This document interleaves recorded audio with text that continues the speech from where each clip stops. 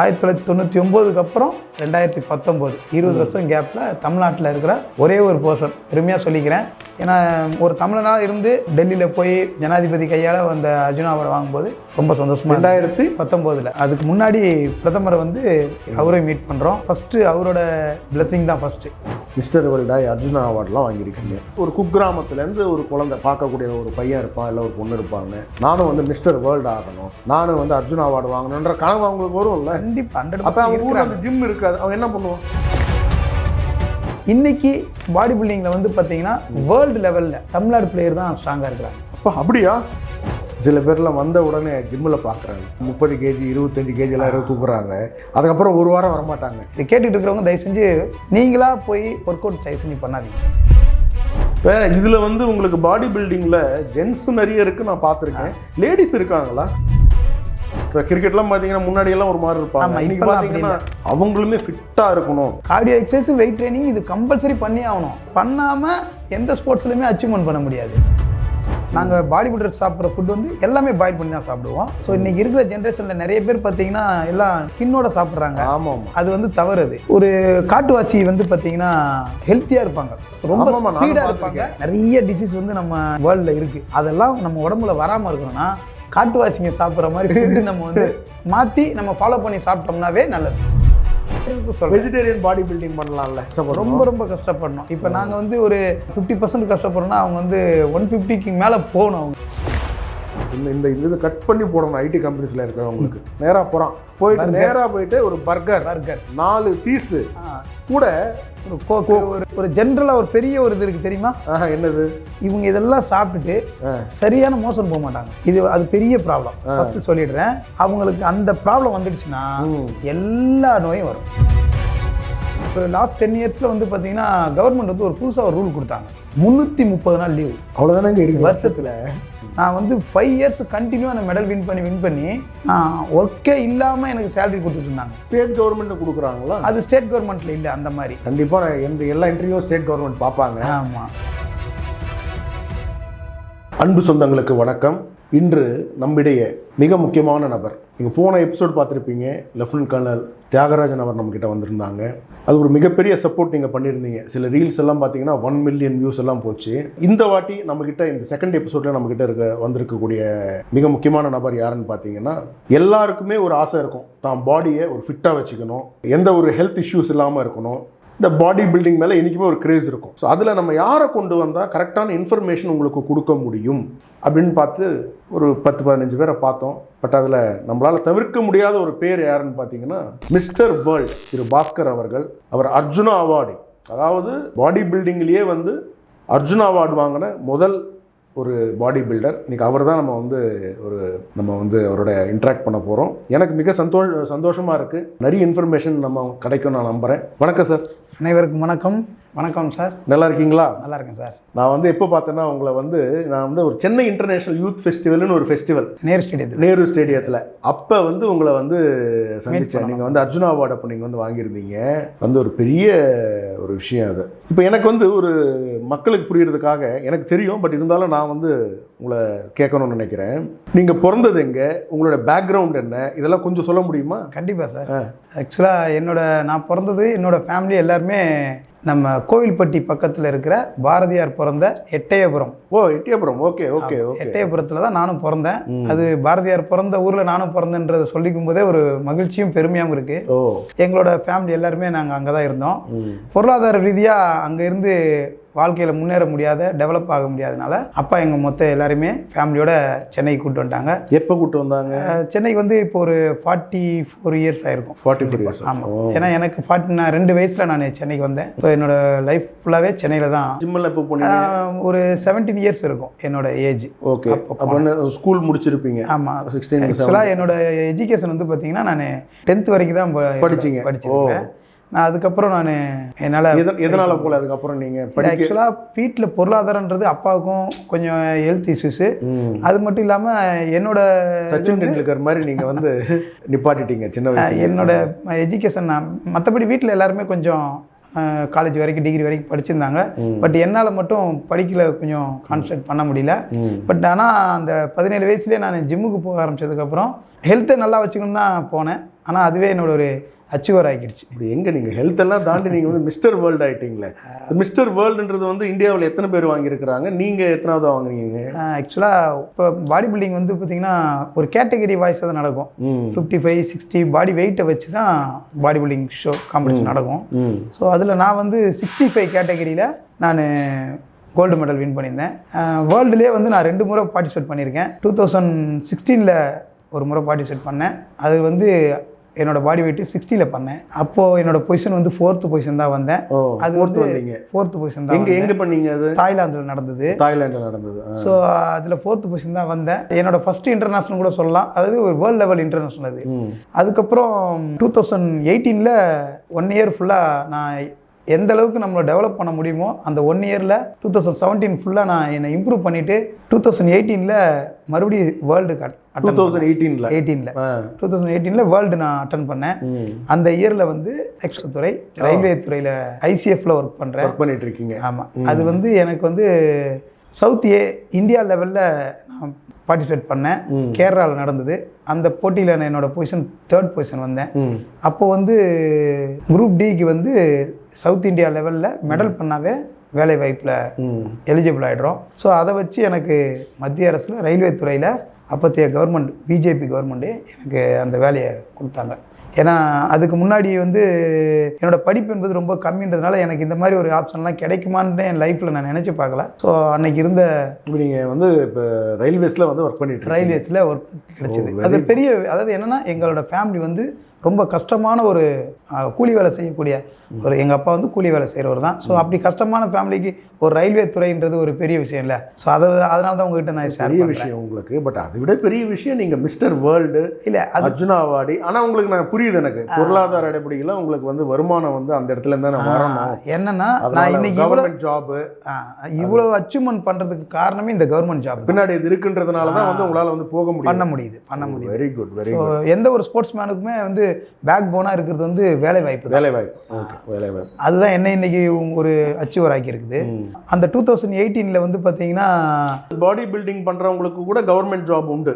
கண்டிப்பாக first information பார்க்குற மக்களுக்கு வந்து என்னோட இன்டென்ஷன் வந்து எனக்கு இதெல்லாம் பண்ணணும்னு இல்லை, பட் ஏன் பண்ணுறேன் இந்த மாதிரி இன்ட்ராக்ஷன்லாம் வந்து நிறைய யங்ஸ்டர்ஸ்க்கு வந்து தெரியணும் என்னென்ன ஆப்பர்ச்சுனிட்டி இருக்குது, என்னென்னலாம் வந்து அவங்களுக்கு வந்து ஒரு ஸ்கேல். ஏன்னா எல்லாருமே இன்னைக்கு என்ன பண்ணுறாங்க, இன்ஜினியரிங் படித்தவங்க கூட பார்த்தீங்கன்னா சில நேரத்தில் ஜொமோட்டோ இந்த மாதிரி சில கம்பெனிஸில் வந்து பார்த்தீங்கன்னா அவங்க வந்து டெலிவரி பாய். விழிப்புணர்வு இல்லாதனால, இந்த ஸ்போர்ட்ஸ் விழிப்புணர்வு இல்லாதனால தான் நிறைய பேர் அந்த மாதிரி இருக்காங்க. எனக்கு நீங்கள் இந்த ஒரு வாய்ப்பை கொடுத்தது ரொம்பவே நான் யூஸ்ஃபுல்லாக நான் இதை யூஸ் பண்ணிக்கிறேன். ஏன்னா இந்த இன்னைக்கு இருக்கிற இளைஞர்களுக்கு வந்து இதை நம்ம எக்ஸ்பிளைன் பண்ணுறதுக்கு ஒரு நல்ல ஒரு வாய்ப்பு. இது என்னென்னா பாடி பில்டிங் பண்ணுறவங்களுக்கு வந்து பார்த்தீங்கன்னா மத்திய அரசு துறையில் ரயில்வே துறையில் வேலை வாய்ப்பு இருக்குது. அதே போல் இந்தியன் ஆர்மியில் இருக்குது, சர்வீஸ் ஸ்டீமில் எல்லாத்துலேயுமே வேலை வாய்ப்பு இருக்குது. அது மட்டும் இல்லாமல் இன்கம் டேக்ஸ் டிபார்ட்மெண்ட்டில் இருக்குது, போஸ்டலில் இருக்குது, அதே போல் RPFல இருக்குது, அதே போல் CRPFல இருக்குது.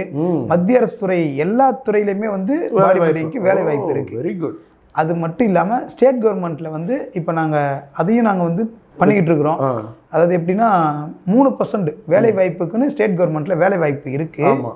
அந்த பாடி பில்டிங்கையும் இன்க்ளூடிங் பண்ணி வேலை வாய்ப்பு வாங்குறதுக்காக ட்ரை பண்ணிட்டு இருக்கிறோம். நாம போன கவர்மெண்ட்ல அனௌன்ஸ் பண்ணாங்க 3% வந்து கம்பல்சரி வந்து கொடுக்கணும் அப்படின்னு. அது பாடி பில்டிங் இல்லைங்களா? ஆக்சுவலா அவங்க அனௌன்ஸ் பண்ணும்போது இல்லை, பட் இப்போ எனக்கு வந்து ஸ்டேட் கவர்மெண்ட்ல வந்து ஃபர்ஸ்ட் டைமா அர்ஜுனா அவார்டு வாங்கினதுக்கு அப்புறம் போன கவர்மெண்ட்ல வந்து 25 lakhs கேஷ் அவார்டு கொடுத்தாங்க. Very good, very good. So அப்போ எங்களோட கேமும் அது உள்ள ஆட் ஆகிட்டதுனால தான் அந்த கேஷ் அவார்டு எங்களுக்கு கிடைச்சிது. ஸோ இப்போ கண்டிப்பாக 3% வேலை வாய்ப்பில் எங்களுக்கும் வேலை. மாநில அரசாங்கமும் கூட இந்த விளையாட்டு இந்த விஷயங்களில் எந்த பார்ஷாலிட்டியும் காட்டாமல் அவங்களும் வேலை வாய்ப்புகள் கொடுப்பாங்கன்னு தான் நான் நம்புகிறேன். கண்டிப்பாக நாங்கள் இல்லைன்னா நம்ம வந்து அது வந்து நம்ம வந்து முயற்சி செய்யலாம், அதில் ஒன்றும் இது கிடையாது. இப்போ ரெண்டாவது, இப்போ பாடி பில்டிங் அப்படின்னு சொல்லும் பொழுது ஃபஸ்ட்டு டிசிப்ளின் ரொம்ப, எனி ஸ்போர்ட் ரொம்ப டிசிப்ளின் ரொம்ப இம்பார்ட்டன்ட் இல்லை? ரொம்ப ரொம்ப வந்து இம்பார்ட்டன்ட் வந்து ஸ்போர்ட்ஸ் பர்சன் வந்து டிசிப்ளின். அதாவது அவங்க ஒரு டைமுக்கு வரணும், இந்த டைமுக்கு சாப்பிடணும், டைமுக்கு தூங்கணும், கரெக்டாக ரெஸ்ட் எடுக்கணும், அந்த ப்ராக்டிஸ் டைமிங் கரெக்டாக பண்ணணும்.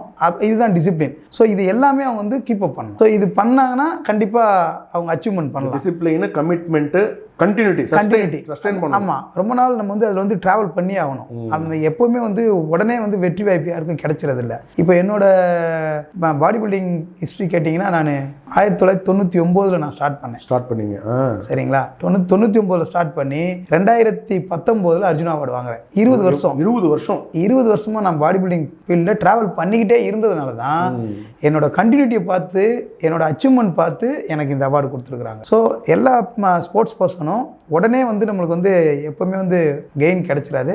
ஸோ லாங் டைம் ட்ராவல் பண்ணால் மட்டும்தான் கிடைக்கும். இப்போ பாடி பில்டிங்னு வந்துட்டாவே இப்போ வந்து அந்த ஒர்க் அவுட் டைம்ன்றது வந்து எப்படி நீங்கள் மேனேஜ் பண்ணுவீங்க? இல்லை, ஆக்சுவலாக நம்ம உடம்பு வந்து எப்போ வேணால் ப்ராக்டிஸ் பண்ணலாம்.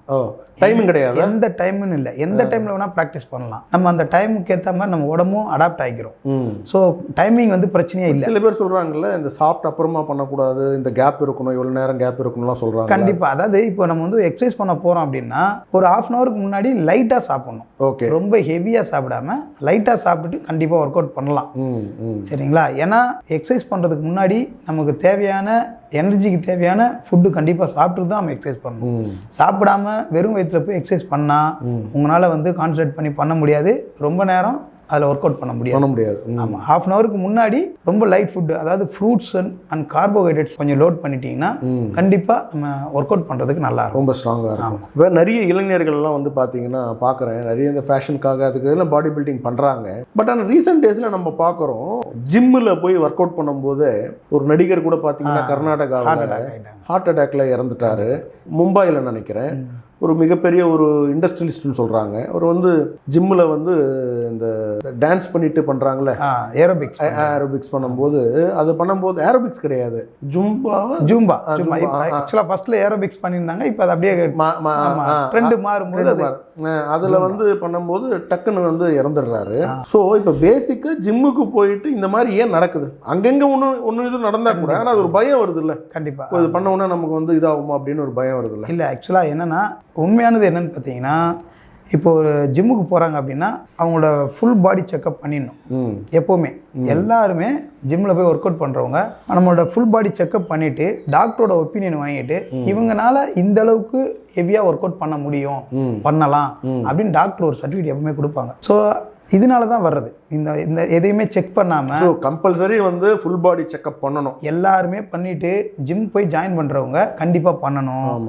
அதே போல் இன்னொன்று சொல்லிடுறோம், நைட்டில் வந்து இப்போ வந்து ரொம்ப நேரம் தூங்காமல் ரெஸ்ட் இல்லாமல் போயிட்டு ஒர்க் அவுட் பண்ணாங்கன்னா கண்டிப்பாக இந்த மாதிரி இஷ்யூஸ்லாம் வரும். கண்டிப்பாக தூங்கணும், ரெஸ்ட் எடுக்காமல் நீங்கள் போய் வெயிட் ட்ரைனிங் செஞ்சாவோ கார்டியோ எக்ஸசைஸ் ரொம்ப நேரம் ஹெவியாக பண்ணாவோ இந்த கார்டியோ அரெஸ்ட் கண்டிப்பாக வரும். 100% வரதுக்கு வாய்ப்புகள் இருக்குது.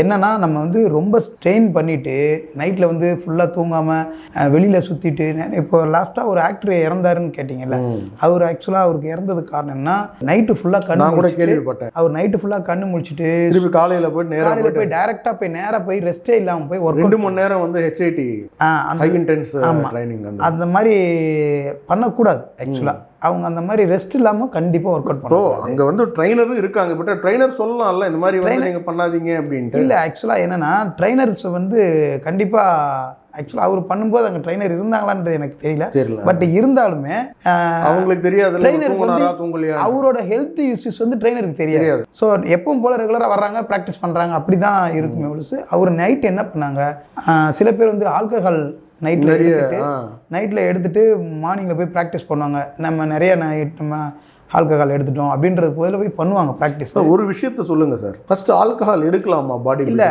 பாடி பில்டிங் மட்டும் இல்லை சார், என்னோட அட்வைஸ் வந்து யாருமே வந்து ஆல்கஹால் எடுக்கக்கூடாது. இன்னைக்கு வந்து டோட்டலாக வந்து எல்லாருமே வந்து இளைஞர்கள் மட்டும் இல்லாமல் நிறைய பேர் வந்து எல்லாம் இன்னைக்கு ஆல்கஹால் நிறைய ட்ரக் அடிக்ட் ஆகிருக்காங்க இன்னைக்கு. அதனால வந்து பார்த்தீங்கன்னா ஃபிட்னஸ்ன்றதே இல்லாமல் போயிடுச்சு.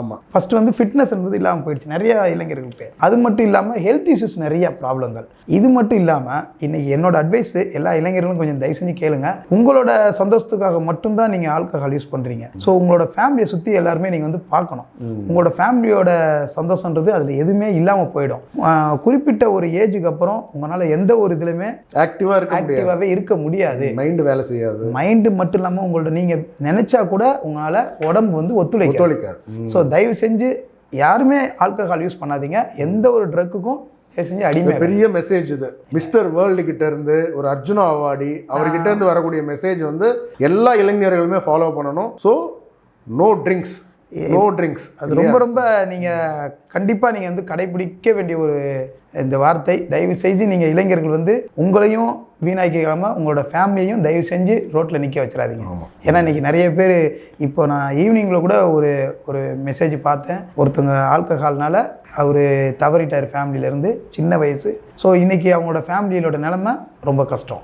ஸோ தயவு செஞ்சு இளைஞர்கள் சிந்திச்சு பாருங்கள். வெரி குட், நல்ல மெசேஜ் இது. இப்போ நீங்கள் வந்து இந்தியாவிலேயே வந்து வந்து நீங்கள் மட்டும்தான் அர்ஜுனா அவார்டு வந்து வாங்கியிருக்கீங்களா, இல்லைனா வந்து தமிழ்நாட்டில் நீங்கள் அர்ஜுனா அவார்டு வாங்கியிருக்கீங்களா? இந்த அர்ஜுனா அவார்டுன்றது வந்து பெரிய விஷயம். ஆமாம். ஏன்னா எனக்கு தெரிஞ்சு அர்ஜுனா அவார்டு வந்து சில பேர் கிடைக்கலன்னு கோர்ட்டுக்கெல்லாம் போய் கண்டிப்பாக கோர்ட்டெல்லாம் டைரக்ட் பண்ணி அவங்க எலிஜிபிலிட்டி இருக்கான்னு செக் பண்ணி எல்லாம் வாங்கியிருக்காங்க. அவங்களுக்கு அர்ஜுனா அவார்டு கிடைக்கல, ஆனால் பத்மஸ்ரீ வந்து கிடைச்சிருக்கு. நமக்கு தெரிஞ்சவங்கள நிறைய பேர் இருக்கிறாங்க. பட் ஆனால் அர்ஜுனா அவார்டுன்றது வந்து ஒரு பெரிய விஷயம். அது வந்து நானே பார்த்துருக்கேன். அது வந்து ஒரு நீங்கள் கையில் பிடிச்சிருப்பீங்க. அது ஒரு பெரிய ப்ரைடு. அது உங்களுக்கு அது எப்போ கிடைச்சது உங்களுக்கு அர்ஜுனா அவார்டு? அது உங்களுக்கு மட்டும்தான் இருக்கா இல்லை வேறு யாருக்கும் கொடுத்துருக்காங்க? சொல்லுங்கள். அதாவது என்னென்னா, பாடி பில்டிங் ஃபீல்டில் இது வரைக்கும் 5 பேர் வாங்கியிருக்கோம் என்னோட சேர்த்து. லாஸ்ட்டாக வாங்கினது வந்து பார்த்தீங்கன்னா பாடி பில்டிங் ஈவெண்ட்டுக்கு கொடுத்தது 1999.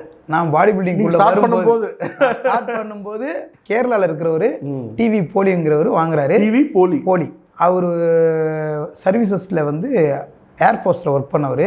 ஸோ அவர் வந்து ஏஷியா லெவலில் வின் பண்ணதுக்கு அப்போ வந்து ஏஷியான்றது ஒரு பெரிய விஷயம். இப்போவும் ஏஷியான்றது ஒரு பெரிய விஷயம் தான். ஸோ அப்போ ஒரு ஏஷியா வின் பண்ணிவிட்டு அந்த டைமில் அவருக்கு அர்ஜுனா அவார்டு கொடுத்தாங்க. நான் அப்போ தான் ஃபஸ்ட் டைமாக நான் பாடி பில்டிங்கில் என்ட்ரு ஆகி சவுத் இந்தியா லெவலில் நான் கேரளாவில் ஒரு காம்படிஷன் அட்டன் பண்ணுறேன். 1999 அட்டன் பண்ணுறேன். அது ஆக்சுவலாக 2000 ஸோ அந்த அவார்டை வந்து ஸ்டேஜில் வச்சு வந்த ஒரு வருஷத்துலேயே நீங்கள் வந்து ப்ராக்டிஸ் பண்ணி அட்டன் பண்ணுறீங்க? ஆமாம், அட்டன் பண்ணுறேன். ஜிம் போனது வந்து 99, 97, 98 அந்த ஒரு 1 இயர் முன்னாடியே போயிட்டு இருந்தேன். அந்த அவார்டை வாங்கினவர் ஸ்டேஜில் அவரை கூப்பிட்டு ஹானர் பண்ணுறாங்க. நான் கீழே உட்காந்து கை தட்டுறேன். ஸோ அந்த அவார்டை ஸ்டேஜில் வச்சு அவருக்கு ஹானர் பண்ண அர்ஜுனா அவார்டு. அதுக்கப்புறம் 20 வருஷத்துக்கு அப்புறம் இடையில யாருக்குமே கிடைக்கல. யாருக்குமே வாய்ப்பே கிடையாது. யாருக்குமே வாய்ப்பு. ஏன்னா யாருமே நடுவில் வந்து மிஸ்டர் வேர்ல்டு அந்த மாதிரிலாம் யாருமே டைட்டில் வாங்கலையா? அது காரணம் என்னன்னா, நிறைய இன்டர்நேஷனல் போக முடியல. ஆமாம், அப்போ வந்து ரொம்ப இன்டர்நேஷனல் வந்து ரொம்ப ஃபைட்டு ரொம்ப ஜாஸ்தியாக இருக்கும். ரொம்ப கஷ்டம். நம்ம இந்தியாவிலேருந்து போய் பார்ட்டிசிபேட் பண்ணுறதுக்கு ரொம்ப கஷ்டம், வின் பண்ணுறதுக்கு ரொம்ப கஷ்டம். ஸோ அதுக்கப்புறம் வந்து பார்த்தீங்கன்னா, நம்ம இந்தியாவிலேருந்து ஒருத்தர் மட்டும் வின் பண்ணார், நிறையா வேர்ல்டெலாம் வின் பண்ணார். ஸோ அவருக்கு பர்சனல் ப்ராப்ளத்தினால அந்த அவார்டு அவருக்கு கிடைக்கல. அதுக்கப்புறம் 1999 அப்புறம் 2019 20 வருஷம் கேப்பில் தமிழ்நாட்டில் இருக்கிற ஒரே ஒரு பர்சன். பெருமையாக சொல்லிக்கிறேன். நான் தமிழ்நாட்டில் எங்களுக்கு பெருமை இல்லை, எனக்கு கூட அது ஒரு சந்தோஷம், பெரிய விஷயம். ஏன்னா ஒரு தமிழனாக இருந்து டெல்லியில் போய் ஜனாதிபதி கையால் அந்த அர்ஜுனா அவார்டு வாங்கும்போது ரொம்ப சந்தோஷமாக. 2019 ஆமாம், பிரதமர் நரேந்திர மோடியை சந்திக்கிறதுக்கு வாய்ப்பு கிடைச்சதா உங்களுக்கு? கண்டிப்பாக. அன்னைக்கு ஆக்சுவலாக அந்த ப்ரோக்ராம் வந்து அவார்ட் ஃபங்க்ஷன் வந்து ஈவினிங் 5 o'clock. அதுக்கு முன்னாடி பிரதமரை வந்து மதியம் 12 மணிக்கு அவரை மீட் பண்ணுறோம். ஃபஸ்ட்டு அவரோட பிளெஸிங் தான் ஃபஸ்ட்டு. Very good. ஏன்னா அவர் பர்சனலாக வந்து இதில் இன்னொரு பியூட்டி என்னென்னா, எல்லாருக்கும் வந்து விஷ் பண்ணார். என்னோட காட் கிஃப்ட்டு. நான் நிற்கும் போது என் கூட நின்று எனக்கு தோளில் தட்டி கொடுத்துட்டு நான் சொல்கிறேன் அவர்கிட்ட, அதாவது எனக்கு ஹிந்தி தெரியாது, பட் நான் சொல்கிறேன், I am from Tamil Nadu sir நான் சொன்னேன். இவர் ஃப்ரம் தமிழ்நாடுன்னு கேட்டுட்டு ஒரு செகண்ட் நின்றுட்டு வணக்கம்னு தமிழில் சொல்றாரு. ஸோ அந்த மாதிரி ஒரு நல்ல ஒரு உரையாடல். இந்த சின்ன கேப்பில் நின்று எனக்கு தோளில் தட்டி கொடுத்துட்டு எனக்கு அந்த வார்த்தை சொன்னது சந்தோஷமா இருந்தது. Very good. எங்களுக்கு எல்லாருக்குமே வந்து ரொம்ப ஒரு பெருமையான ஒரு விஷயம். தமிழ் மண்ணில் பிறந்துட்டு நீங்கள் வந்து அர்ஜுனா அவார்டு, மிஸ்டர் வேர்ல்டு, இன்னும் நிறைய சாதிப்பீங்கன்னு நினைக்கிறேன். இன்னும் நிறைய விஷயம் இருக்குது. நீங்கள் இதுக்கப்புறம் வந்து வாய்ப்புகள் கிடைச்சதுன்னா கண்டிப்பாக நிறைய நீங்கள் ட்ரைனிங்கில் போனீங்கன்னா துரோணாச்சாரிய அவார்டு கிடைக்கும். கண்டிப்பாக ட்ரைனிங் இன்னும் நீங்கள் நிறைய ஸ்டூடெண்ட்ஸை உருவாக்குறீங்க. நிறைய விஷயங்கள் இருக்குது. இப்போ வந்து அடுத்தது வந்து இந்த ஒர்க் அவுட்டுக்கு வருவோம். நிறைய டவுட் அதுதான் எல்லாருக்குமே இருக்கும். எனக்குமே சில நிறைய எல்லாருக்கும் இருக்கும். கோச் நல்ல கோச், பட் இருந்தாலுமே நிறைய டவுட்ஸ் ஓடிக்கிட்டே இருக்கும். இது வந்து கடல் மாதிரி. ஆமா. ஆனா சிலது ஒரு விஷயங்க, பாடி பில்டிங் வந்து நம்ம நினைக்கிற அளவுக்கு வந்து ஏதோ வெயிட் மட்டும் தூக்கிட்டு கிடையாது.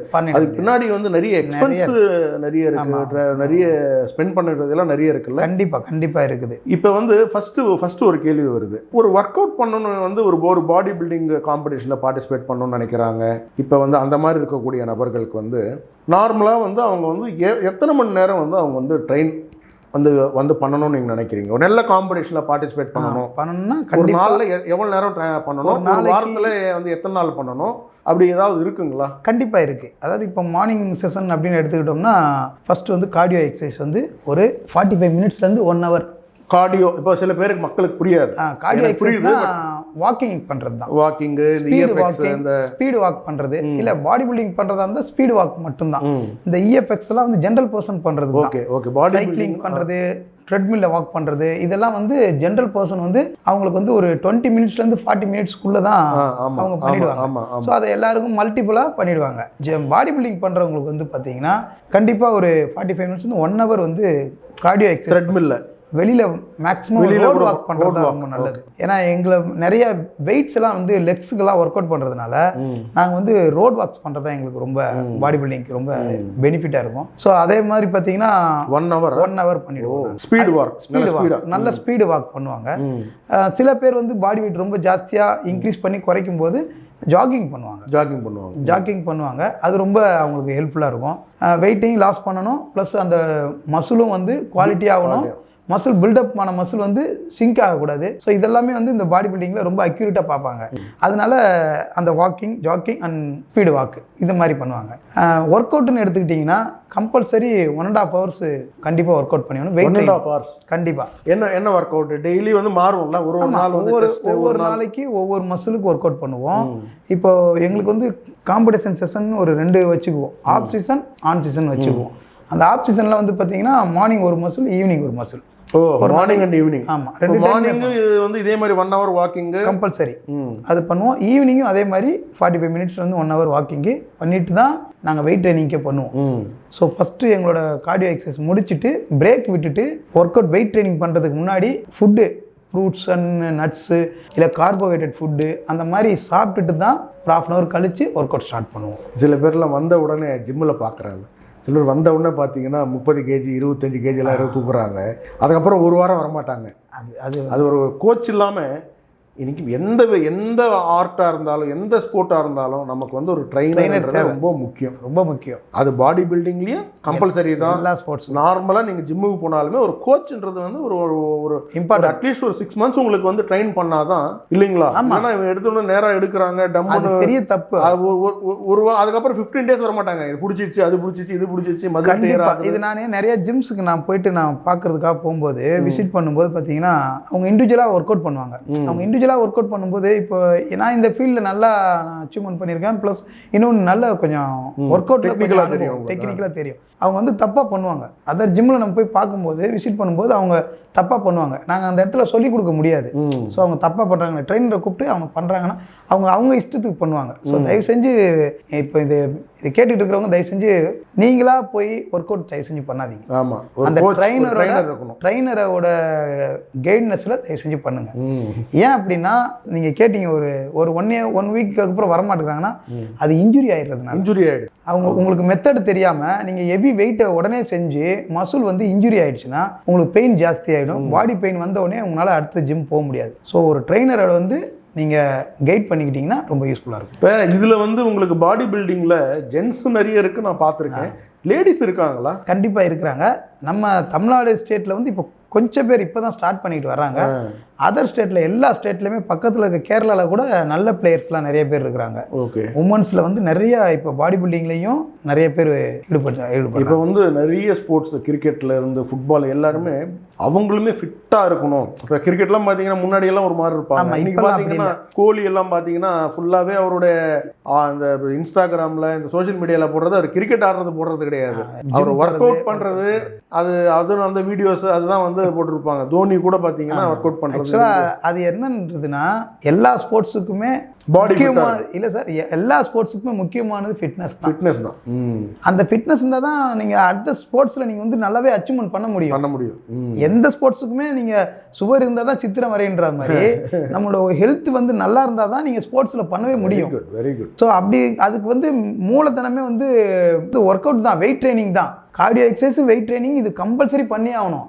ஸோ அது பண்ணாமல் எந்த ஸ்போர்ட்ஸ்லையுமே அச்சீவ்மெண்ட் பண்ண முடியாது. நான் இப்போ இன்னொன்று கேட்குறேன் உங்களை, ஸ்போர்ட்ஸில் மட்டும் கிடையாது, பொதுவாகவே எல்லா ஃபீல்டுக்குமே வந்து ஃபிட்னஸ்ன்றது ரொம்ப இம்பார்ட்டன்ட். ரொம்ப இம்பார்ட்டன்ட். இப்போ ஒரு பைலட் இருக்காரு, வண்டியை ஓட்டுறாரு, எவ்வளவு கஷ்டம். பாடி ஃபிட்டா இல்லைன்னா எப்படி உட்காருவாரு, எப்படி ஓட்டுவாரு. ஒரு ஒரு டீச்சர் இருக்காங்க, இவ்வளவு நேரம் எடுக்கிறாங்க. அவங்களுக்கு ஃபிட்னஸ்ன்றது எல்லாருக்குமே அந்த ஃபிட்னஸ்ன்றது ஒரு காமன். கண்டிப்பா 100%. அதை கூட நான் சொல்றேன். அதாவது என்னன்னா ஜென்ரல் பர்சன் வந்து நீங்க கண்டிப்பா 1 hour உங்களுக்கு வந்து பிசிக்கல் ஆக்டிவிட்டி வேணும்.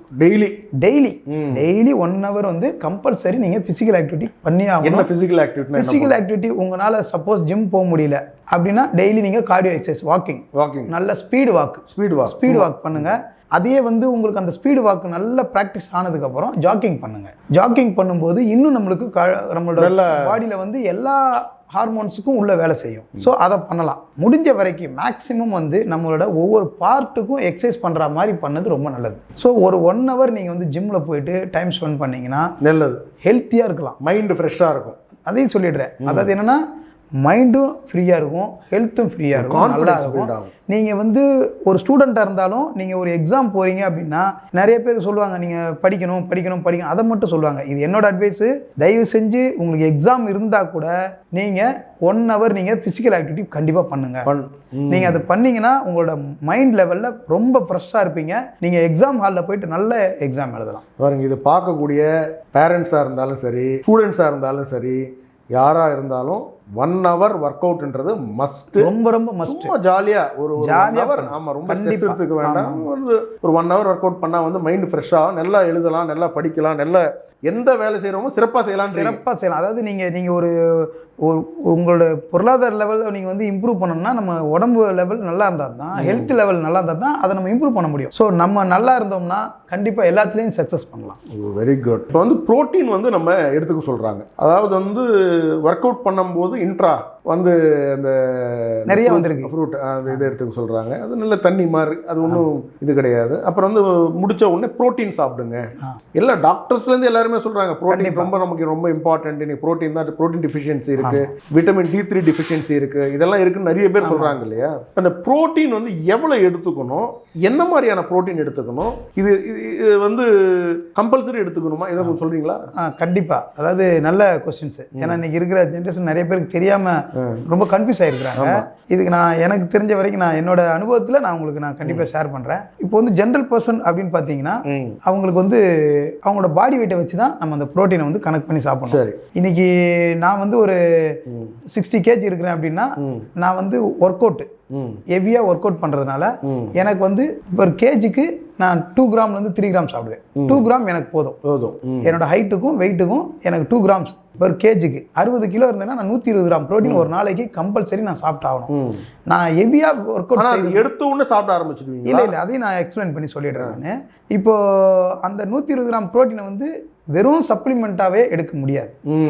அப்படி சொல்லுங்க, சரிங்களா?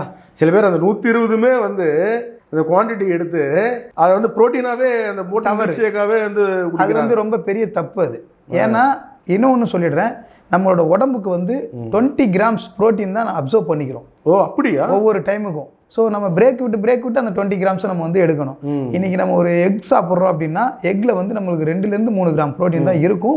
ஒயிட் மட்டும் சாப்பிட்டா, எல்லோ கூட சாப்பிட்டா 6 கிராம் வரும். பாடி பில்டிங் பண்றவங்க வந்து நம்ம பொதுவாகவே எல்லாருமே ஜென்ரல் பர்சன் கூட ஒரு எல்லோ மட்டும்தான் நம்ம வந்து எடுத்துக்கலாம் ஒரு நாளைக்கு. அவ்வளோதான். அது ஒரு நாளைக்கு ஒரு எல்லோ மட்டும் தான் சாப்பிடலாம். இப்போ ஃபிட்னஸ் ஃபீல்டில் இருக்கிறவங்களாம் பார்த்தீங்கன்னா நிறைய எக் ஒயிட் சாப்பிடுவாங்க. நிறைய பேர் ஜிம் எல்லாருமே எக் ஒயிட்ஸ் நிறைய சாப்பிடுவாங்க. எக் ஒயிட் மட்டும் சாப்பிடும்போது ஒரு நாளைக்கு அவங்க ஒரு 5 எக் மட்டும் சாப்பிட்றாங்கன்னா அவங்க ஒரு எல்லோ கூட சாப்பிடலாம். ஸோ அந்த எல்லோ ஒயிட்டில் வந்து பார்த்தீங்கன்னா 2 to 3 கிராம் தான் ப்ரோட்டீன் கிடைக்கும். 5 முட்டை சாப்பிட்டோம்னா 15 கிராம் தான் சாப்பிடுவாங்க. இப்போ 120 கிலோ நான் 120 கிராம் நான் சாப்பிடணும். ஸோ அப்போ நான் என்ன பண்ணேன்னா பிரித்து சாப்பிடணும். எக்கு சாப்பிட்றேன் நான், என்னோட டயட் நான் உங்ககிட்ட ஷேர் பண்ணுறேன். ப்ரோட்டீனை வந்து நம்ம கனெக்ட் பண்ணி கண்டிப்பாக கால்குலேஷன் பண்ணி சாப்பிட்டால் மட்டும்தான் நம்ம உடம்புல வந்து அது வந்து வேலை கரெக்டாக செய்யும். இப்போ வந்து ஹையஸ்ட் லெவல் ஆஃப் ப்ரோட்டீன் வந்து நிறைய வந்து மீட்டில் இருக்குன்றாங்க, சிக்கனில் இருக்குன்றாங்க. இப்போ நான் அந்த கால்குலேட் சொல்லிடுறேன். எக்கு சாப்பிட்றோம். அதே போல் இப்போ எனக்கு வந்து நான் 10 eggs ஒரு நாளைக்கு நான் சாப்பிடுவேன், 2 yellows சாப்பிடுவேன், அப்புறம் ஒரு 1/2 kg சிக்கன் சாப்பிடுவேன் கம்பல்சரி. ஏன்னா ஒன்றும் பெரிய இது கிடையாது. அந்த 1/2 kg சிக்கனில் வந்து பார்த்தீங்கன்னா 100 கிராம் ப்ரோட்டீன் இருக்கு. அப்படியா? ஆமாம். 1/2 kg சிக்கனில் வந்து போன்லெஸ்ஸாக சாப்பிடும்போது 100 கிராம் புரோட்டீன் கிடைக்கும். எப்படி சாப்பிடுவீங்க அதையும் நான் சொல்லிடுறேன். எல்லாம் ஆயில்ல போட்டு வரத்து அதுவும் நான் சொல்லிடுறேன். பாயில் பண்ணி மட்டும்தான் நாங்கள் எல்லாத்தையுமே மசாலா போட்டு எதுவுமே இல்லை. பாயில் பண்ணுவோம். ஆனால் பட் அந்த பாயில் பண்ணி சாப்பிட்றத வந்து சாப்பிட்ற மாதிரி நாங்கள் பாயில் பண்ணிட்டு கொஞ்சம் ஆயில் இருக்காது, எல்லாம் போட்டுக்கிட்டு ஆயில் இருக்காது. அதில் வந்து இந்த நம்ம மசாலாவெல்லாம் ரொம்ப இல்லாமல் தண்ணியில் தான் பாயில் பண்ணுவோம். பட் அதில் வந்து தக்காளி வெங்காயம் எல்லாமே போட்டு பண்ணுவோம். அதில் ஆனால் எதுவுமே வந்து ஆயிலியாகவே இருக்காது. ஸ்கின் அவுட் பண்ணி தான் சாப்பிட்ணும். சிக்கனை பொறுத்த வரைக்கும் ஸ்கின் அவுட் பண்ணி தான். ஏன்னா அதில் ஃபேட்டே வந்து ஸ்கின்னு தான்.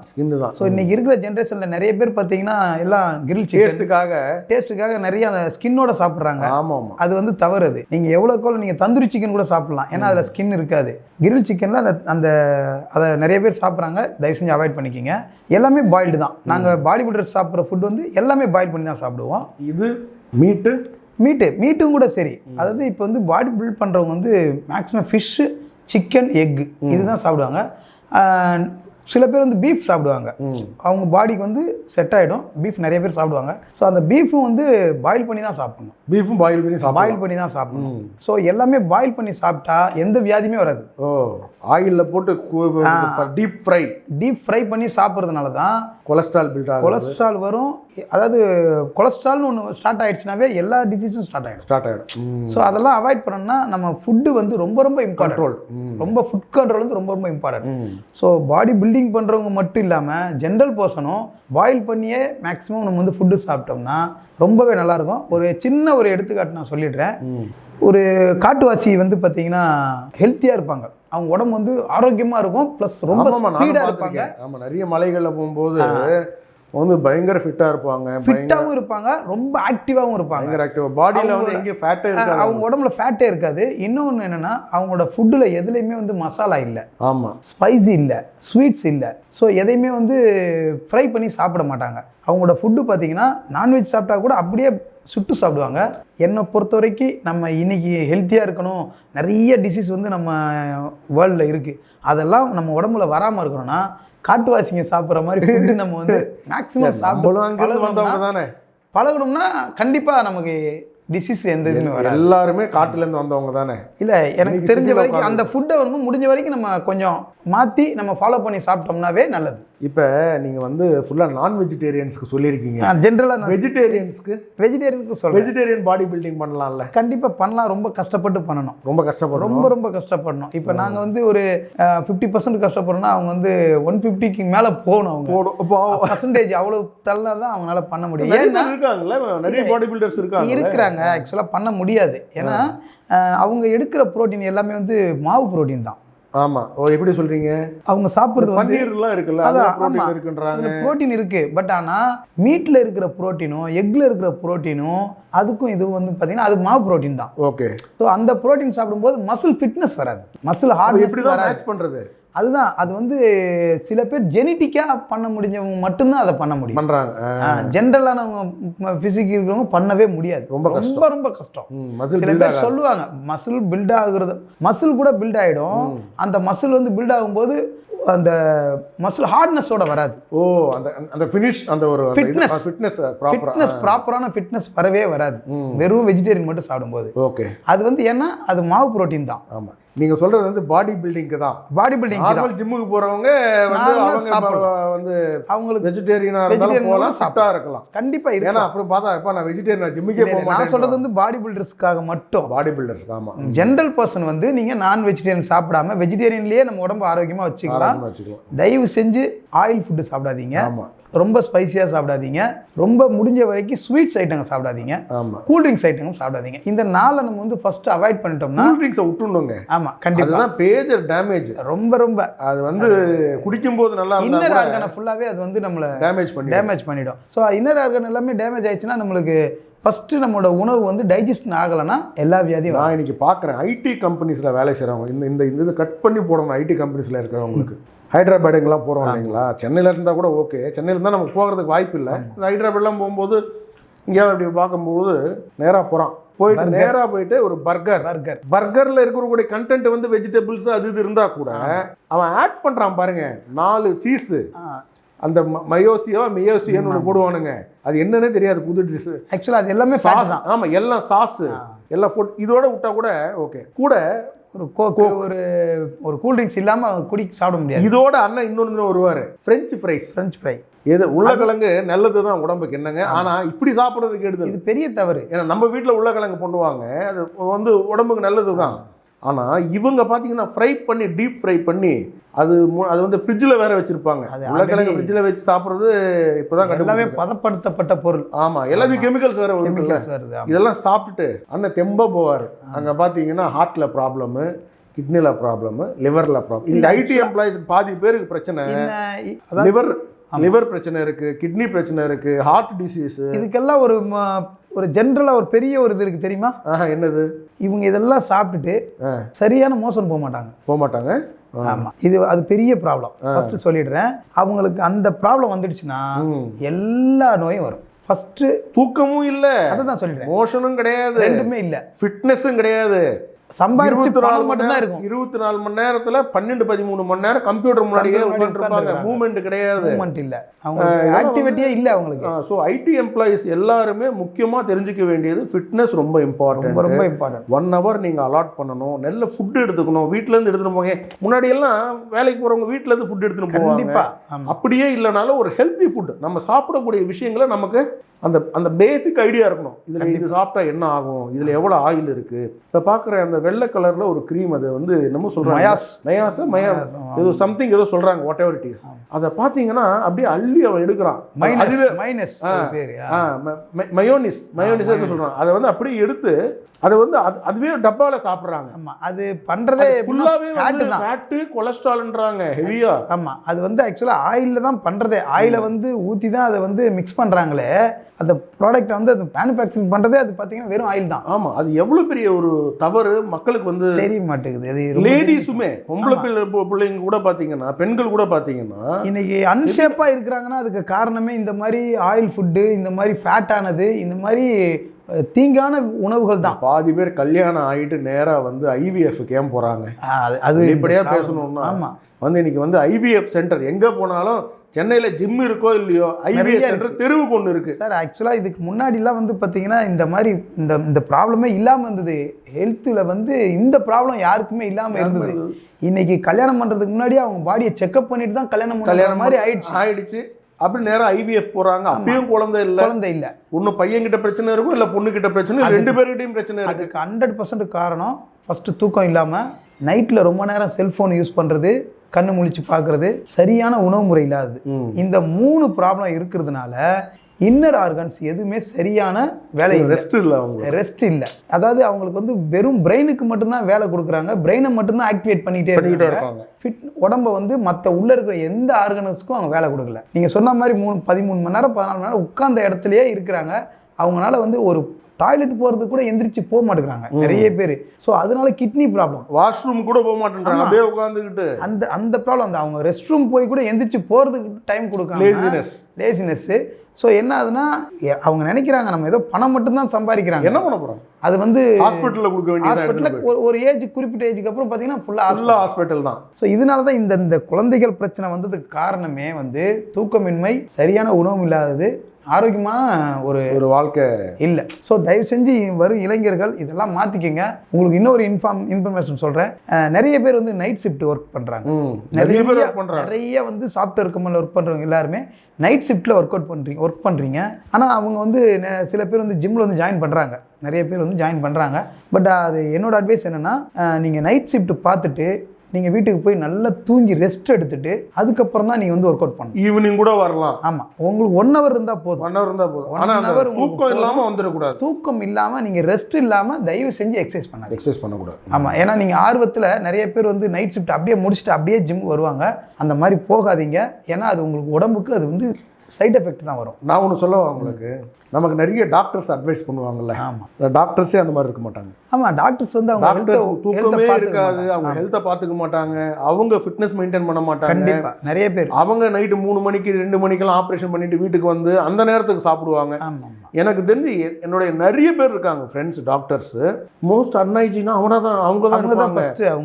அதனால டாக்டர்ஸுமே வந்து ஹெல்த்தை வந்து ரொம்ப பார்த்துக்கணும் இல்லையா? டாக்டர்ஸ்னு இல்லை, என்னை பொறுத்த வரைக்கும் நம்ம உடம்ப வந்து கண்டிப்பாக 1 மணி நேரம் ஃபிசிக்கல் ஆக்டிவிட்டி கம்பல்சரி பண்ணணும். நீ உங்களுக்கு என்ன ஸ்போர்ட்ஸ் பிடிக்குதோ பேட்மிண்டன் விளையாடுங்க, ஸ்விம்மிங் கிளாஸ் போங்க, ஜிம் போங்க, வாக்கிங் பண்ணுங்க. ஸோ உங்களுக்கு எதில் உங்களோட மைண்ட் செட் ஆகுதோ அதை செய்யுங்க. அதை செய்யும்போது இன்ஜுரி இல்லாமல் செய்யுங்க. இப்போ சில பேர் வந்து ஒரு டவுட்டுங்க, சில பேர் வந்து பார்த்தீங்கன்னா மாங்குன்னு போட்டுக்கிட்டே இருப்பாங்கல்ல, எது இப்போ இது என்னால் முடியலன்னும் போது கூட திருப்பி போடுவாங்கல்ல, அது கரெக்டா? அது இல்லை, அது தவறு. அது அதாவது நம்மளால என்ன வெயிட் முடியுமோ அந்த வெயிட்டை செய்யுங்க. ரொம்ப போட்டு நம்ம உடம்பு வந்து டேமேஜ் பண்ணும்போது இன்ஜுரி ஆகிடும். ஏன்னா நம்மளோட உடம்புல இருக்குது எல்லாமே சின்ன சின்ன குட்டி குட்டி செல்ஸ், உள்ள டிஷ்யூஸ்லாம் வந்து சின்ன சின்னது. ஸோ அதை வந்து நம்ம வந்து ரொம்ப ஹெவியாக பண்ணும்போது நிறைய மசில் டேரிங் ஆகும். ஸோ அந்த மசில் டேரிங் ஆகும்போது உங்களால் அடுத்தது வந்து உங்களால் கண்டிப்பாக ஒர்க் அவுட் பண்ண முடியாது. அந்த மசில் டேரிங் கூட உங்களுக்கு தெரியாது. ஸோ அது தெரியாமல் நீங்கள் மறுநாளும் வந்து நீங்கள் வந்து ஒர்க் அவுட் பண்ணும்போது அந்த இன்ஜுரி வந்து அதிகமாகிடும். ஸோ தயவு செஞ்சு ஒர்க் அவுட் பண்ணுறது நல்ல ட்ரெயினரை கூட வச்சுக்கோங்க. அப்படியே சப்போஸ் ட்ரெயினரே இல்லாமல் நீங்கள் பண்ணாலும் ஹெவி வெயிட் செய்யாதீங்க. உங்களால் என்ன வெயிட் செய்ய முடியுமோ அதை செய்யுங்க. அதே போல் ஒர்க் அவுட் வந்து ஸ்பீடு ஒர்க் அவுட் பண்ணாதீங்க. டைம் எடுத்து ட்ரைனிங் பண்ணும்போது ஒர்க் அவுட் பண்ணும்போது ஸ்லோவாக லிஃப்ட் பண்ணுங்க, ஸ்லோவாகவே வந்து ஒர்க் அவுட்டை வந்து செய்யுங்க. ஏன்னா இது வந்து ரொம்ப ரொம்ப நல்லது. நிறைய பேர் வந்து நிறைய ஜிம்ஸில் வந்து ஃபாஸ்ட்டாக பண்ணுவாங்க. தயவு செஞ்சு அந்த மாதிரி ஃபாஸ்ட்டாக பண்ணாதீங்க. நிறைய வந்து இன்ஜுரிஸ் வர்றதுக்கு காரணம் வந்து அதுதான். ஸோ ஒர்க் அவுட் வந்து ட்ரைனரை வச்சு பண்ணுங்க, கரெக்டாக பண்ணுங்க. இப்போ வந்து நீங்கள் வந்து பார்த்தீங்கன்னா கோவில்பட்டியிலேருந்து வந்து சென்னைக்கு வந்து கஷ்டப்பட்டு பாடி பில்டிங் எல்லாம் பண்ணி மிஸ்டர் வேர்ல்டாய் அர்ஜுனா அவார்டெலாம் வாங்கியிருக்கீங்க. அதே மாதிரி ஒரு குக்கிராமத்துலேருந்து ஒரு குழந்தை பார்க்கக்கூடிய ஒரு பையன் இருப்பான், இல்லை ஒரு பொண்ணு இருப்பாங்க. அவங்க வந்து நானுமே வந்து பாஸ்கர் அண்ணா மாதிரி ஆகணும், நானும் வந்து மிஸ்டர் வேர்ல்டு ஆகணும், நானும் வந்து அர்ஜுனா அவார்டு வாங்கணுன்ற கனவு அவங்களுக்கு வரும் இல்லை? கண்டிப்பாக 100% அந்த ஜிம் இருக்காது, அவன் என்ன பண்ணுவான்? இல்லை, ஆக்சுவலாக வந்து கண்டிப்பாக எல்லா இடத்துலையும் வந்துருச்சு ஜிம்மு. ஃப்ளோரிங் எக்ஸசைஸ் பண்ணலாம், ஆனாலுமே ஒரு பாடி பில்ட் பண்ணணும் அப்படின்னா கண்டிப்பாக ஒரு ஜிம் போய் ஆகணும். சரி, இப்போ வந்து நம்ம சென்னையில் இருக்கக்கூடிய அளவுக்கு வந்து ஒரு பெரிய ஜிம் எல்லாம் வந்து இருக்காதாங்க. ஒரு நார்மலான ஜிம்மில் கூட நார்மலான ஜிம்மில் இப்போ நாங்கள் வந்து ஒரு 3 இயர்ஸ் வந்து நான் பண்ண ஒர்க் அவுட் பண்ணது ஜிம் வந்து பார்த்தீங்கன்னா அதெல்லாம் வந்து ஆக்சுவலாக வந்து ஜிம்மே இல்லை, அது மாதிரி இடம். ஸோ நாங்கள் வந்து வெறும் ராடு, பிளேட்டு, அவ்வளோதான், தம்பிள், இதுதான் இருக்கும். 99லலாம் ஜிம்ஸ் எல்லாம் வந்து இந்த மாதிரிலாம் பெருசாலாம் எங்கேயுமே இல்லை. அதில் நாங்கள் பண்ணி தான் நாங்கள் பாடி பில்டிங் பண்ணோம், பார்த்துக்குங்க. ஸோ பாடி பில்டிங் பண்ணுறதுக்கோ பாடியை நம்ம வந்து ஆரோக்கியமாக வச்சுக்கிறதுக்கோ பெரிய அளவில் மிஷினரிஸோ பெரிய அளவில் இருக்கணும்னு அவசியம் இல்லை. பட் என்னென்னா இன்ஜுரி ஆகாமல் எக்ஸசைஸ் பண்ணணும், இன்ஜுரி ஆகாமல் நம்ம உடம்பை டெவலப் பண்ணணும், இன்ஜுரி ஆகாமல் நம்ம உடம்பை வந்து மெயின்டைன் பண்ணணும்னா இப்போ இருக்கிற மிஷினரிஸ் வந்து ரொம்பவே யூஸ்ஃபுல்லாக இருக்குது, ரொம்ப யூஸ்ஃபுல்லாக இருக்குது. ஏன் அப்படின்னா அது வந்து ஒரு இன்ஜினியரிங் மெத்தடில் மிஷினரிஸ்லாம் ஹைட்ராலிக்கில் பண்ணுறாங்க. ஸோ அது வந்து உங்களுக்கு எந்த ஒரு தவறுமே இல்லை, அதில் நீங்கள் பண்ணலாம். பட் நீங்கள் இப்போ கேட்ட கேள்விக்கு வந்து குக்கிராமத்தில் இருக்கிறவங்களுக்கு வந்து கண்டிப்பாக ஒரு சாதாரண ஜிம் இருந்தால் போதும், அது போதும், அதுலேயே பண்ணலாம், பாடி பில்ட் பண்ணலாம், பாடியை இம்ப்ரூவ் பண்ணலாம். பாடி கவர்மெண்ட்டாக எல்லா இடத்துலையுமே ஜிம்ஸ் பார்க்லேயே ஜிம் வைக்கிறாங்க, எல்லாம் கண்டிப்பாக இருக்குது. அதனால நீங்கள் அதை யூஸ் பண்ணிக்கலாம், அதை யூஸ் பண்ணிட்டு அதுலேயே வந்து நீங்கள் வந்து நல்ல ஒரு அளவுக்கு வந்து கண்டிப்பாக வரலாம், 100% வரலாம். நீங்கள் அதில் வந்து ஒரே கான்ஃபிடென்ட்டோட ஒரு நல்ல கான்சன்ட்ரேஷனோட கரெக்டாக நீங்கள் வந்து ஃபுட்டு அண்ட் ப்ராக்டிஸை கரெக்டாக பண்ணால் எந்த இடத்துல இருந்தாலும் கண்டிப்பாக பாடி பில்டிங் பண்ணி ஒரு வெற்றியாளர் ஆகலாம். ஓ, வெரி குட். இப்போ அடுத்தது உங்களுடைய எய்ம் என்ன? வந்துட்டீங்க, வந்து பெரிய லெவலில் மிஸ்டர் வேர்ல்டு ஆகிட்டீங்க. இப்போ மிஸ்டர் வேர்ல்டு, மிஸ்டர் யூனிவர்ஸ்னு ஒன்று இருக்குல்ல? இல்லை, அது என்னது? இது என்னது மிஸ்டர் வேர்ல்டு? அதாவது என்னென்னா ஒரு 2 காம்படிஷனு. அதாவது எப்படின்னா மிஸ்டர் வேர்ல்டு அப்படின்றது வந்து என்னோட கேட்டகிரியில் நான் வின் பண்ணேன்னா மிஸ்டர் வேர்ல்டு, அந்த மிஸ்டர் வேர்ல்டு டைட்டிலில் ஒரு கேட்டகிரியில் நான் கோல்டு மெடல் மிஸ்டர் வேர்ல்டில் 2018 என்னோட அச்சீவ்மெண்ட் சொல்லிடுறேன். 2018 நான் ரயில்வேல ஒர்க் பண்ணுறேன்னு சொன்னேன். எங்களுக்கு வந்து வருஷம் year once all India railway competition நடக்கும். அந்த மீட் வந்து நான் இப்போ வரைக்கும் ஒரு 15 காம்படிஷன் அட்டன் பண்ணியிருக்கேன். அதில் ஒரு 12 காம்படிஷனில் கோல்டு மெடல் வின் பண்ணிருக்கேன். ஸோ 2018 ஆல் இண்டியா ரயில்வேல கோல்டு மெடல் வின் பண்ணேன். ஏஷியா நடந்தது, ஏஷியாவில் பார்ட்டிசிபேட் பண்ணி இந்தியாவுக்காக பார்ட்டிசிபேட் பண்ணேன், அதுலேயும் கோல்டு வின் பண்ணேன். வேர்ல்டு நடந்தது, வேர்ல்ட்லேயும் நான் கோல்டு மெடல் வின் பண்ணேன். நேஷ்னல் காம்படிஷன், நேஷ்னல்லையும் நான் 4 காம்படிஷன் 4லேயுமே நான் கோல்டு மெடல் வின் பண்ணேன். அதை ரெக்கக்னைஸ் பண்ணி தான் நம்ம மத்திய அரசு அர்ஜுனா அவார்டு கொடுத்தாங்க. இப்போ நீங்கள் கேட்ட கேள்விக்கு வந்து மிஸ்டர் யூனிவர்ஸ் அப்படின்னா என்னென்னா மிஸ்டர் வேர்ல்டில் கேட்டகிரியில் நான் கோல்டு மெடல், நான் மிஸ்டர் வேர்ல்டுன்னு நான் என்னோட டைட்டில் போட்டுக்கலாம். ஒவ்வொரு ஃபர்ஸ்ட் வர்றவங்களையும் நிற்க வச்சு சாம்பியன் ஆஃப் சாம்பியன் எடுப்பாங்க. எல்லா காம்படிஷன்லையுமே வந்து சாம்பியன் ஆஃப் சாம்பியன் இருக்கு. எல்லா ஸ்போர்ட்ஸ்லையும் இருக்குது. ஸோ எங்கள் பாடி பில்டிங் ஃபீல்டில் வந்து சாம்பியனாக வர்றவங்க மிஸ்டர் யூனிவர்ஸ். ஓகே, இப்போ அர்னால்ட் ஷ்வார்ஸ்நெகர் அவங்கெல்லாம் மிஸ்டர் ஒலிம்பியாவா? அது என்ன ஒலிம்பியான்றது என்னன்னா, மிஸ்டர் யூனிவர்ஸ் வின் பண்ணதுக்கப்புறம் அர்னால்டு கிளாசிக்னு ஒரு காம்படிஷன் நடத்துவாங்க. ஸோ அது வந்து மிஸ்டர் ஒலிம்பியாவுக்கு எலிஜிபிள். அந்த இல்ல இது வரைக்கும் யாரும் இந்தியாவில் வாங்கல. யாரும் மிஸ்டர் யூனிவர்ஸ் வாங்கி மிஸ்டர் யூனிவர்ஸ் போயிருக்காங்க. மிஸ்டர் யூனிவர்ஸ் நம்ம தமிழ்நாட்டில் 2 பேர் வின் பண்ணியிருக்காங்க. இந்தியாவில் வந்து கேரளாவில் ஒருத்தர் வின் பண்ணியிருக்காரு. 3 பேர் தான் இந்தியாவில் வின் பண்ணியிருக்காங்க. ஏன் அந்த வந்து மிஸ்டர் ஒலிம்பியாவுக்கு நம்மளால போக முடியல? அது ஆக்சுவலாக இன்னொரு ப்ராப்ளம் என்னன்னா, இப்போ இந்த இன்டர்நேஷ்னல் லெவலில் பார்த்தீங்கன்னா அசோசியேஷன்றது 2 அசோசியேஷனாக இருக்குது. ஸோ ஒரு அசோசியேஷன் வந்து வேர்ல்டு லெவலில் மட்டும்தான் இருக்குது, ஒரு அசோசியேஷன் வந்து ஒலிம்பியா லெவலில் இருக்குது. இந்த வேர்ல்டு லெவலில் போகிற அசோசியேஷனை தான் நம்ம இந்தியா கவர்மெண்ட் வந்து ரெகக்னைஸ் பண்ணியிருக்கிறாங்க. ஸோ அது அப்புறம் வேர்ல்டு வரைக்கும் நம்ம போனாவே நம்மளுக்கு அது பெரிய அச்சீவ்மெண்ட். அவ்வளோதான், நம்ம கவர்மெண்ட் வந்து ரெகக்னைஸ் பண்ணியிருக்காங்க. இப்போ அது இன்டர்நேஷனல் லெவலில் இருக்குது வந்து ரெகக்னைஸ் இல்லாத ஒரு பிரைவேட் பாடி தான். ஒலிம்பியான்றது வந்து ஒரு பிரைவேட் பாடி தான். ஸோ அதில் போய் பார்ட்டிசிபேட் பண்ணுறதுனால எங்களுக்கு எந்த பெனிஃபிட்ஸும் இல்லை, ஒன்றும் இல்லை, எதுவும் இல்லை. ஸோ அதனால நம்ம இந்தியன்ஸ் வந்து அதில் அர்னால்டு இருக்காருல்ல. இப்போ அர்னால்டு நீங்கள் எல்லாம் பார்த்தீங்கன்னா எனக்கு ஒரு பெரிய டிஃப்ரென்ஸ் கிடையாது. இதுதான் சொல்கிறேன், ஒரு அர்னால்டுன்னு எடுத்துக்கிட்டீங்கன்னா அவர் ஒரு நாளைக்கு எவ்வளோ நேரம் ஒர்க் அவுட் பண்ணுவார்? இல்லை, எல்லாருமே பாடி பில்டிங் பண்ணுறவங்க எல்லாருமே மேக்ஸிமம் வந்து 6 hours ஒரு நாளைக்கு கண்டினியூஸாவா? காலையில இருந்து 6 மணி நேரம்? இல்லை, அப்படி பண்ண மாட்டாங்க, பிரேக் விட்டு தான் பண்ணுவாங்க. மார்னிங்கில் ஒரு 3 hours, ஈவினிங்கில் ஒரு 3 hours. 3 hours. ஆமாம். இதுக்கு 6 மணி நேரம் ஸ்பெண்ட் பண்ணணும். கண்டிப்பா அவங்களோட ஒர்க்கே அதுதான். வேற எந்த ஒர்க்கும் பண்ண மாட்டாங்க. பட் சில பேர் ரோனி கோல்மன் வந்து போலீஸ் ஆஃபீஸர். ஸோ அவர் நைட்டில் வந்து தான் வந்து ஒர்க் அவுட்டே பண்ணுவார். அவரோட ஒர்க்கை முடிச்சுட்டு நைட்டில் வந்து ஒர்க் அவுட் பண்ணுவார். ஹையஸ்ட் வெயிட் லிஃப்ட் இல்லை, வெயிட் லிஃப்டிங்கில் பாடி பில்டிங்கில் வந்து ஒரு எக்ஸ்ட்ராடினரி பர்ஃபார்மன்ஸ் கொடுத்தவர் யாருன்னு பார்த்தீங்கன்னா ரோனி கோல்மன் தான். அதான் ரோனி கோல்மன் தான். அதான் நிறைய பேர் சொல்கிறாங்க. சார், உங்களுடைய ஒரு ஃபைனல் இது என்னென்னா, ரொம்ப அருமையாக வந்து நீங்கள் எல்லாம் சொல்லிகிட்டே வந்தீங்க. இப்போ அடுத்தது வந்து நீங்கள் வந்து நிறைய யங்ஸ்டர்ஸ் ட்ரெயின் பண்ணுறீங்க. கண்டிப்பாக இதை பார்த்து கூட நிறைய பேர் வருவாங்க, நிறைய வந்து ட்ரெயின் ஆகணும்னு சொல்லி வருவாங்க. அதெல்லாம் இருந்தால் கூட இந்தியா அடுத்த 10 ஆண்டுகளில் பாடி பில்டிங்கில் எந்த இடத்துல இருக்கும்னு நீங்கள் நினைக்கிறீங்க? சார், ஆக்சுவலாக நாங்கள் ஸ்டார்ட் பண்ணும்போது ரொம்பவே கஷ்டப்பட்டு பாடி பில்டிங்குள்ளே வந்தோம். ரொம்ப கஷ்டப்பட்டு வந்தோம். ஏன்னா எங்களுக்கு அந்த ப்ரோட்டீன் சப்ளிமெண்ட்ஸ்லாம் எதுவுமே கிடைக்கல. அதே போல் நல்ல ஒரு ஃபுட்டெல்லாம் எங்களுக்கு வந்து சரியாக கிடைக்கல நாங்கள் பண்ணும்போதெல்லாம்.